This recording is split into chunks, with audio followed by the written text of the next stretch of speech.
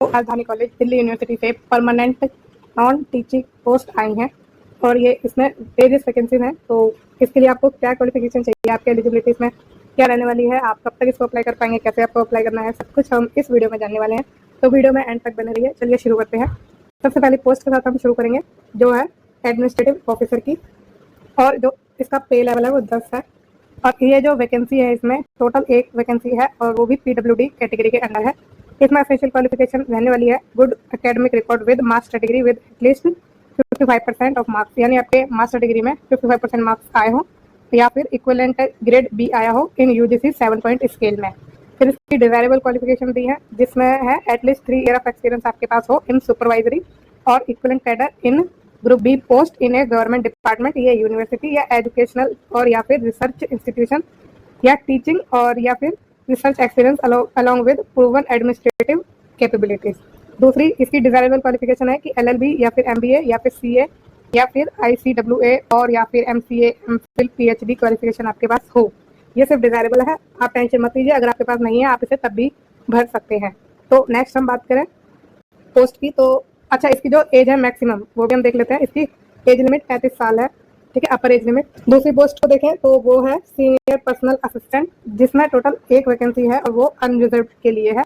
Essential qualification इसमें bachelor degree हो, ठीक है, और उसके साथ ही 3 साल का एक्सपीरियंस हो आपके पास वर्किंग का, जिसमें private secretary, personal assistant, stenographer, executive assistant, executive secretary in a government department या फिर यूनिवर्सिटी या फिर ऑटोनोमस बॉडी या फिर पीएसयू या फिर educational institute recognised by the government. तो आपके पास 3 साल का एक्सपीरियंस हो जहां पर आपने एज ए पर्सनल सेक्रेटरी काम किया हो या स्टेनोग्राफर के रूप में काम किया हो या फिर इनमें से किसी एक के रूप में आपने काम किया हो। फिर नेक्स्ट है इसकी essential qualification skill test norms, ठीक है, यानी इसमें स्किल टेस्ट आपका होगा जिसमें डिक्टेशन होगी 10 मिनट की और at an average speed of 100 word per minute, ठीक है, और ट्रांसक्रिप्शन का टेस्ट है इसमें 40 मिनट का इंग्लिश और 5 मिनट का हिंदी के लिए ऑन कंप्यूटर।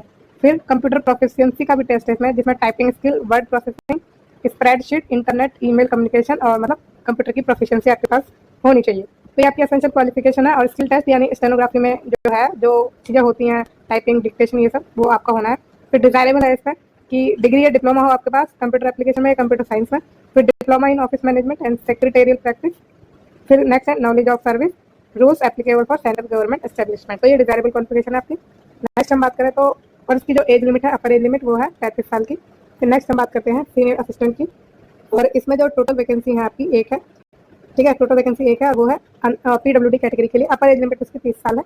एसेंशियल क्वालिफिकेशन इसमें है ग्रेजुएट हो आप या फिर पोस्ट ग्रेजुएट हो रिकॉग्नाइज्ड यूनिवर्सिटी से इन एनी डिसिप्लिन। अगर आपने किसी भी डिसिप्लिन में, चाहे वो हिस्ट्री, ज्योग्राफी, पॉलिटिकल साइंस, किसी में भी ग्रेजुएशन की है या फिर पोस्ट ग्रेजुएशन की है तो आप इस फॉर्म को भर सकते हैं, इस पोस्ट के लिए भर सकते हैं with working knowledge of computer, ठीक है, वर्किंग नॉलेज भी आपके पास होनी चाहिए कंप्यूटर की। फिर नेक्स्ट पोस्ट की हम बात करें तो वो है असिस्टेंट की, जिसमें टोटल 2 वैकेंसी है, एक है अनरिजर्व के लिए और एक है आपकी एसटी के लिए, ठीक है, आपकी एसटी के लिए है और इसके अपर एज लिमिट 30 साल है। और इस पोस्ट के लिए भरने के लिए आपके पास ग्रेजुएशन होनी चाहिए in any discipline with good working knowledge of computer. तो कंप्यूटर आपको आना ही चाहिए और उसके साथ किसी भी डिसिप्लिन में आपने ग्रेजुएशन की हुई। फिर नेक्स्ट है जूनियर असिस्टेंट की पोस्ट, जिसमें टोटल 3 वैकेंसी है और इसकी अपर एज लिमिट 27 ईयर्स है। और इसमें जो 3 में से 2 वैकेंसी है अनरिजर्व के लिए और जो एक है आपकी ओबीसी के लिए, ठीक है, और इसकी एसेंशियल क्वालिफिकेशन आपके पास 12th होनी चाहिए, मतलब आपने 12th करी हो और आपकी टाइपिंग स्पीड हो 5 word per minute in English और 30 word per minute in Hindi on computer, ठीक है, कंप्यूटर पर आपका टाइपिंग टेस्ट होगा। और जो ये दोनों कंपलसरी नहीं है, हिंदी और इंग्लिश, या तो आपकी इंग्लिश में 35 हो या फिर हिंदी में 30 हो, ठीक है। फिर नेक्स्ट पोस्ट है हमारी सीनियर टेक्निकल असिस्टेंट कंप्यूटर के लिए। इसमें टोटल 2 वैकेंसी है, ठीक है, एक है अनरिजर्व के लिए और एक है ये ओबीसी के लिए वैसे रिजर्व की गई है, लेकिन जब ये यूजीसी द्वारा अप्रूव कर दी जाएगी कि ये ओबीसी को दी जानी है तब दी जाएगी, अदरवाइज ये अनरिजर्व में रहेगी। तो इसे अनरिजर्व में ओबीसी में दोनों में एक मान सकते हैं, ठीक है। तो एसेंशियल क्वालिफिकेशन इसके लिए है बीई या बीटेक इन कंप्यूटर साइंस या फिर कंप्यूटर इंजीनियरिंग या फिर कंप्यूटर टेक्नोलॉजी या फिर इंफॉर्मेशन टेक्नोलॉजी या फिर इलेक्ट्रिकल इलेक्ट्रॉनिक्स एंड कम्युनिकेशन। इनमें से किसी एक में आपके पास बीई या बीटेक होना चाहिए, या फिर आपने एमएससी की हो कंप्यूटर साइंस से या एमसीए किया हो with 1 year experience in programming and database management और या फिर network administration in research educational institute या फिर commercial service industry establishment of repute, ठीक है। फिर नेक्स्ट, अच्छा इसमें जो इसकी अपर एज लिमिट है वो 30 साल की है। फिर नेक्स्ट हमारी जो पोस्ट है वो है लेबोरेटरी असिस्टेंट की केमिस्ट्री के लिए, जिसमें टोटल एक वैकेंसी है और वो भी अनरिजर्व के लिए है। 30 साल इसकी अपर एज लिमिट है। एसेंशियल क्वालिफिकेशन है इसमें 12th, ठीक है, आपने 12th की हो विद रेलेवेंट साइंस सब्जेक्ट, या फिर इसके कोई इक्वल है, या फिर आपने ग्रेजुएशन की हो इन रेलेवेंट सब्जेक्ट यानी केमिस्ट्री में। ठीक, नेक्स्ट हम बात करें तो इसकी एज लिमिट हमने बता दी। ओके, तो अब नेक्स्ट हमारी पोस्ट है laboratory assistant physics and electronics, जिसमें टोटल 2 वैकेंसी है, जिसमें से एक है आपकी ओबीसी के लिए और एक है एसटी के लिए, और इसकी अपर एज लिमिट 30 साल है। असेंशियल क्वालिफिकेशन इसकी 12th है, और जो कि साइंस में की हो और या फिर ग्रेजुएशन हो इन रेलेवेंट सब्जेक्ट यानी फिजिक्स या इलेक्ट्रॉनिक में आपने ग्रेजुएशन की हो। नेक्स्ट है पोस्ट हमारी लेबोरेटरी अटेंडेंट की केमिस्ट्री में, और जिसमें टोटल 8 वैकेंसी है, और जिसमें से 5 है अनरिजर्व के लिए, 2 है ओबीसी के लिए और 1 है एससी के लिए। इसकी जो अपर एज लिमिट है वो 30 साल की है, और आपके पास इसके लिए एसेंशियल क्वालिफिकेशन होनी चाहिए 10th, ओनली 10th आपसे मांगी है इसके लिए। ओके, फिर नेक्स्ट हम बात करें तो आपकी जो पोस्ट है वो है लेबोरेटरी अटेंडेंट की कंप्यूटर के लिए, जिसमें टोटल 1 वैकेंसी है, वो अनरिजर्व के लिए है, या फिर ये ओबीसी को दी जा सकती है जब ये यूजीसी अप्रूव करेगा तब।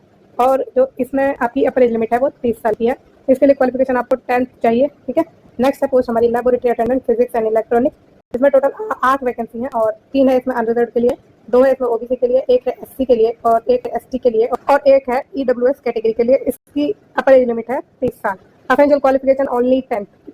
ठीक है, आपके पास ओनली 10th होनी चाहिए। फिर नेक्स्ट और लास्ट हमारी पोस्ट है लेबोरेटरी अटेंडेंट, इसमें कोई स्पेसिफिक फील्ड नहीं है कि इसमें हो, और इसमें जो टोटल आपकी वैकेंसी है वो 3 है। ठीक है, और उसमें से एक तो आपकी पीडब्ल्यूडी के लिए है, और अनरिजर्व के लिए और ओबीसी के लिए एक है। ठीक है, और ये एक अनरिजर्व में भी हो सकती है अगर यूजीसी अप्रूव करेगा तब। ठीक है, समझ लेना आप।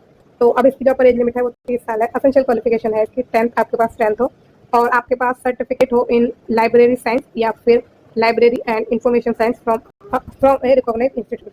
डिजायरेबल इसमें आपसे चाहिए कि computer as a subject at secondary level और basic course in computer from an institute. तो आपने अपने 10th में कंप्यूटर पढ़ा हो, या फिर आपने कोई कंप्यूटर का सर्टिफिकेट ले रखा है एनी इंस्टीट्यूट से, तो वो आपको एक प्रेफरेंस देगा। डिजायरेबल है, कंपलसरी नहीं है, आप फिर भी फॉर्म भर सकते हैं अगर आपके पास नहीं भी है तो भी। ठीक है, तो अब हम आगे बढ़ते हैं। अब बात करते हैं कि आपको फॉर्म कैसे भरना है। आप ये फॉर्म ऑनलाइन भरेंगे, जिसका लिंक ये दिया गया है, आपको ये लिंक इस वीडियो के डिस्क्रिप्शन बॉक्स में मिल जाएगा, और ये पीडीएफ भी आपको इस वीडियो के डिस्क्रिप्शन बॉक्स में मिल जाएगी। अब वहाँ से जाके डायरेक्टली अप्लाई कर सकते हैं। और जो एप्लीकेशन फीस है वो आपकी इसमें लगेगी 500 रुपये लगेगी, अगर आप अनरिजर्व है, ओबीसी हैं या ईडब्ल्यूएस कैटेगरी से हैं।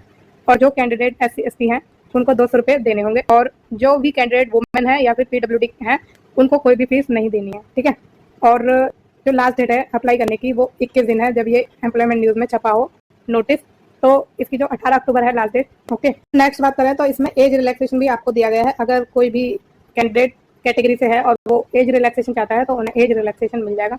और नेक्स्ट हम बात करते हैं तो अगर कोई भी कैंडिडेट अलग अलग पोस्ट के लिए भरना चाहता है और उसके लिए एलिजिबल है तो वो सेपरेटली उसको भरना पड़ेगा, और फीस भी उसको देनी पड़ेगी सेपरेटली। ओके, नेक्स्ट है all the direct recruit applicants will be required to appear in written test and interview if applicable। ठीक है, अगर एप्लीकेबल हुआ, इंटरव्यू लेना इसमें हुआ प्रोसेस में, तो वो लेंगे। तो इसमें रिटन टेस्ट होगा या तो स्किल टेस्ट होगा, मेनली तो यही है। तो their professional technical knowledge as per requirement of the post, the selection shall be based on performance of the candidate in the written test and interview wherever it is applicable। ठीक है, तो इसमें written test आपका होना है, और आपको syllabus भी चाहिए इसके लिए, तो सिलेबस की जो पीडीएफ है वो आपको इस वीडियो के डिस्क्रिप्शन बॉक्स में मिल जाएगी। तो उसमें जो है सभी मतलब और भी ज़्यादा पोस्ट की हैं जो पहले कभी डीयू में अपलोड हुआ था, तो वही चलता आ रहा है अभी, तो वही आपको पीडीएफ इस वीडियो के डिस्क्रिप्शन बॉक्स में मिलेगी। आप वो डाउनलोड कर लेना और सर्च बार में उसको सर्च कर लेना आप किस भी पोस्ट के लिए भर रहे हैं, तो वो आपको मिल जाएगी। ठीक है, तो इस वीडियो में इतना ही। अगर ये वीडियो आपको अच्छी लगी है और फ्यूचर में आपको ऐसी ही जानकारी चाहिए, आपको जॉब की अपडेट रेगुलरली चाहिए, तो प्लीज़ इस चैनल को लाइक शेयर और सब्सक्राइब जरूर कर दें।